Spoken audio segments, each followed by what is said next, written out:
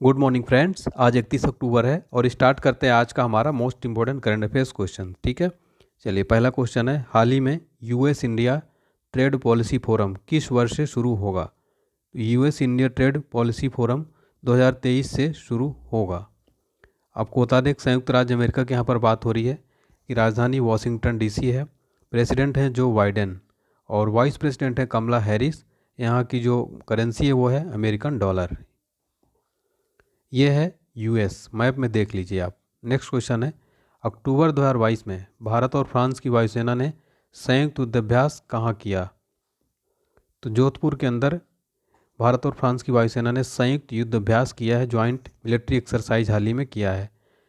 France की बात हो रही है। फ्रांस का जो सबसे बड़ा नगर और राजधानी यहाँ की है पेरिस। राष्ट्रपति प्रेसिडेंट इमैनुअल मैक्रोन, प्रधानमंत्री एडवर्ड फिलिप, विधानमंडल यहाँ की संसद है, उच्च सदन सीनेट है, निम्न सदन राष्ट्रीय परिषद है, करेंसी यहाँ की यूरो है। ठीक है, और ये देखिए ये मैप में ये है फ्रांस। नेक्स्ट क्वेश्चन देखते हैं, और आगे बढ़ने से पहले देखिए प्रमुख हाल ही में मिलिट्री एक्सरसाइज हुई है वरुण 2022। ये हुआ है भारत और फ्रांस के नौसेना के बीच 20वां संस्करण। कहाँ हुआ? अरब सागर में हुआ है। अभ्यास मिलन 2022, भारत 46 के मेगा नौसैनिक युद्ध खेलों की मेजबानी करेगा। कहाँ? विशाखापट्टनम में।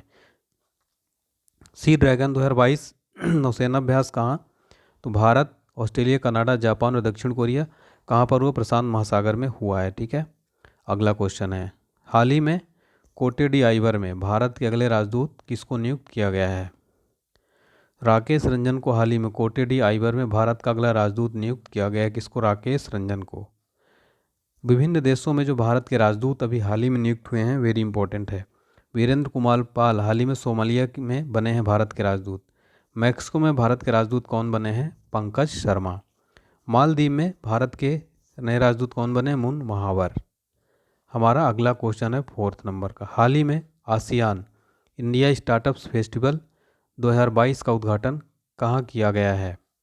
तो इंडोनेशिया के अंदर हाल ही में आसियान इंडिया स्टार्टअप्स फेस्टिवल 2022 का उद्घाटन किया गया है। ठीक है, अभी हाल ही में देखते हैं कुछ प्रमुख महोत्सव इस प्रश्न से रिलेटेड है। ईशान मंथन महोत्सव कहाँ हुआ? नई दिल्ली में हुआ है। गणगौर पर्व 2022 कहाँ मनाया गया? राजस्थान के अंदर। नेक्स्ट है भारत भाग्य विधाता महोत्सव, ये कहाँ हुआ 2022 में? लाल किला दिल्ली के अंदर। हेरथ महोत्सव कहाँ हुआ 2022 में? जम्मू कश्मीर के अंदर। हमारा अगला क्वेश्चन है दोस्तों, निम्न में से किसने सरस फूड फेस्टिवल 2022 का उद्घाटन किया है? किसने किया है? फग्गन सिंह ने हाल ही में सरस फूड फेस्टिवल 2022 का उद्घाटन किया है। किसने? फग्गन सिंह ने। कुछ प्रमुख महोत्सव, मारू महोत्सव कहाँ होता है? पोखरण जैसलमेर राजस्थान के अंदर। कंचोथ महोत्सव जम्मू कश्मीर के अंदर। अंतर्राष्ट्रीय लोक कला महोत्सव दुबई के अंदर हुआ है। हाल ही में रूस और बेलारूस के बाद किस देश को नोबेल पुरस्कार समारोह में शामिल होने पर प्रतिबंध लगा दिया गया है? तो ईरान को जो है, अब रूस और बेलारूस के बाद ईरान को भी नोबेल पुरस्कार समारोह में शामिल होने पर जो है प्रतिबंधित कर दिया गया है। ठीक है, तो नोबेल पुरस्कारों की बात की जाए तो इसकी स्थापना 1900 में हुई थी और स्वीडिश वैज्ञानिक थे अल्फ्रेड नोबेल की याद में नोबेल फाउंडेशन द्वारा की गई थी। नोबेल फाउंडेशन की स्थापना 29 जून 1900 को की गई थी। तो ईरान को भी अब नोबेल पुरस्कार समारोह से बाहर कर दिया गया है। इसमें बता दें कि यूक्रेन में युद्ध को लेकर रूस और बेलारूस के दूतों को इस कार्यक्रम में शामिल होने से रोक दिया गया था। हमारा अगला क्वेश्चन है, निम्न में से किस मोबाइल कंपनी ने भारत में वित्तीय सेवा कारोबार बंद किया है? तो शाओमी ने दोस्तों, एमआई ने जो है ये मोबाइल कंपनी भारत में वित्तीय सेवा कारोबार बंद कर दिए हैं। अगला क्वेश्चन है, कौन सा राज्य साइबर इंटेलिजेंस यूनिट स्थापित करेगा? इसका राइट आंसर हो जाएगा महाराष्ट्र। साइबर इंटेलिजेंस यूनिट स्थापित करेगा कौन सा राज्य? महाराष्ट्र। इंपॉर्टेंट क्वेश्चन है। महाराष्ट्र की बात हो रही है तो यहाँ के वर्तमान में गवर्नर है भगत सिंह कोश्यारी, मुख्यमंत्री हैं एकनाथ शिंदे। प्रमुख जो यहाँ पर इम्पोर्टेंट जो ऐतिहासिक स्थल हैं एग्जाम में पूछा जाता है, अजंता एलोरा केव्स औरंगाबाद में स्थित है महाराष्ट्र के अंदर। ठीक है, गेटवे ऑफ इंडिया स्थित है मुंबई के अंदर, जबकि इंडिया गेट, याद रखिएगा, इंडिया गेट दिल्ली के अंदर स्थित है।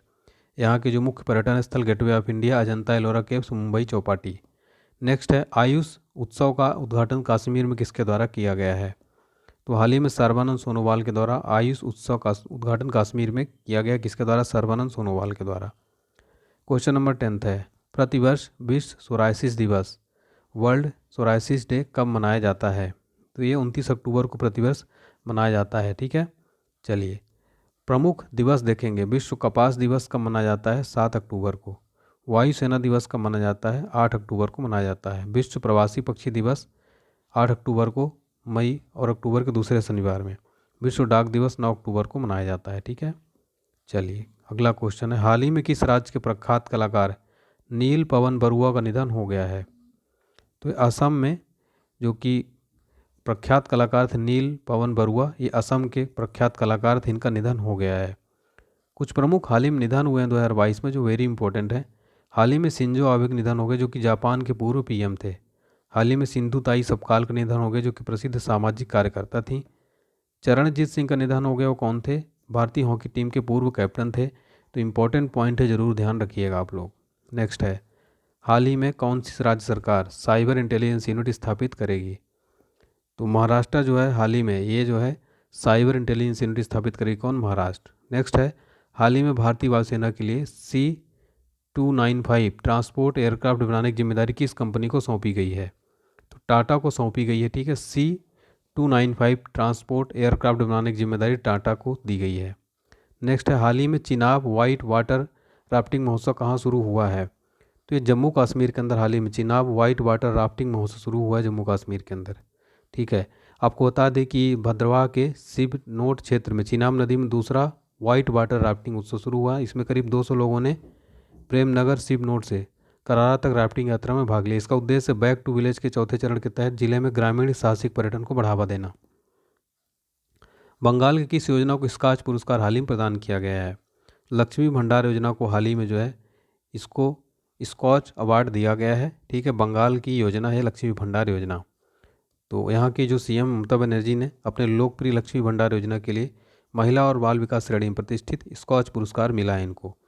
ठीक है, चलिए हाल ही में दुनिया की सबसे ऊंची शिव प्रतिमा का लोकार्पण किस राज्य में हुआ है? तो ये राजस्थान के अंदर हाल ही में दुनिया की सबसे ऊंची भगवान शिव की प्रतिमा का लोकार्पण हुआ है। ठीक है, राजस्थान की राजधानी पिंक सिटी जयपुर। स्थापना दिवस 30 मार्च 1949 को स्थापना हुई थी। मुख्यमंत्री अशोक गहलोत हैं, राज्यपाल कलराज मिश्र हैं। पहले राज्यपाल थे गुरुमुख निहाल सिंह, प्रथम मुख्यमंत्री हीरालाल शास्त्री। माउंट आबू राजस्थान के एकमात्र हिल स्टेशन कहलाता है। राजस्थान की सबसे लंबी नदी कौन सी? लूनी है। क्विक रिवीजन कर लेते हैं, किस राज्य के मुख्यमंत्री ने किसानों के लिए पहला साझा कृषि ऋणी पोर्टल लॉन्च किया? ओडिशा राज्य ने। किसने 6 राज्य और 2 केंद्र शासित प्रदेशों में सीमा सड़क संगठन द्वारा निर्मित 75 परियोजनाओं का उद्घाटन किया है? तो राजनाथ सिंह ने। हाल ही में किसके द्वारा ट्विटर को $44 बिलियन में खरीदने का ऐलान किया गया? एलन मस्क के द्वारा। किस राज्य में टाटा एयरवेज भारतीय वायुसेना के लिए C295 परिवहन विमान का निर्माण करेगा? गुजरात। हाल ही में किस दिन अंतर्राष्ट्रीय अन्वेषण दिवस मनाया गया? 28 अक्टूबर को। भारतीय रेलवे ने कौन सा अभियान शुरू किया? मेगा सुरक्षा अभियान। हाल ही में कौन सा हवाई अड्डा दुनिया का 10वां सबसे बेस्ट हवाई अड्डा बना? Indira Gandhi international airport. कौन सी कंपनी मेटावर्स पर अर्निंग कॉल पोस्ट करने वाली पहली भारतीय फर्म बनी है? RTL। नेक्स्ट है, हाल ही में भारत और किस देश के बीच विशाखापट्टनम में सिम्बेक्स नौसैनिक अभ्यास का आयोजन किया गया? सिंगापुर के अंदर। किसे राजस्थान का नया DGP नियुक्त किया गया है? उमेश मिश्रा को। आज का सवाल है, इसका आंसर आपको कमेंट सेक्शन में जरूर बताना है। हाल ही में किससे राजस्थान का नया DGP नियुक्त किया गया है? कमेंट सेक्शन में जरूर बताएं। वीडियो पसंद आए तो लाइक ज़रूर करें। आप लोग डिमोटिवेट बहुत करते हैं दोस्तों। देखिए, अगर आप मोटिवेट नहीं कर सकते किसी को तो आपके लिए अगर कंटेंट बुरा लग रहा है तो आप फीडबैक दीजिए, पर इस तरह से गंदे कमेंट मत कीजिए। ठीक है प्यारे साथियों, चलिए thank you so much, take care, bye bye, जय हिंद, जय भारत।